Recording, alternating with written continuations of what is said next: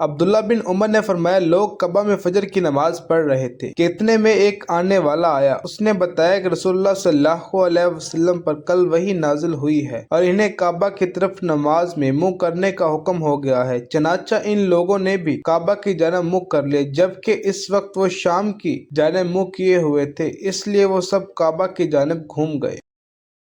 عبداللہ نے فرمایا کہ نبی کریم صلی اللہ علیہ وسلم نے بھولے سے ظہر کی نماز ایک مرتبہ 5 رکعت پڑھی ہیں۔ عبداللہ بن مسعود رضی اللہ عنہ نے فرمایا کہ پھر آپ نے اپنے پاؤں موڑ لیے اور سہو کے 2 سجدے کیے۔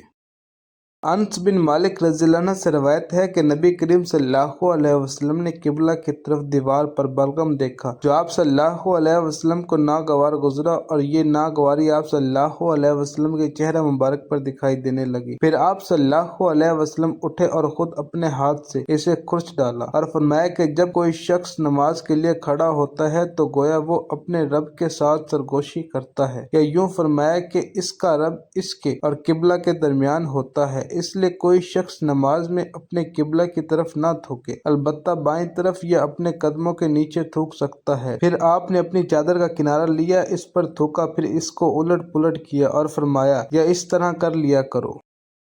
عبداللہ بن عمر رضی اللہ عنہ نے بیان کیا کہ رسول اللہ صلی اللہ علیہ وسلم نے قبلہ کی دیوار پر تھوک دیکھا، آپ صلی اللہ علیہ وسلم نے کھرچ ڈالا، پھر آپ صلی اللہ علیہ وسلم نے لوگوں سے خطاب کیا اور فرمایا کہ جب کوئی شخص نماز میں ہو تو اپنے منہ کے سامنے نہ تھوکے، کیونکہ نماز میں منہ کے سامنے اللہ عز و جل ہوتا ہے۔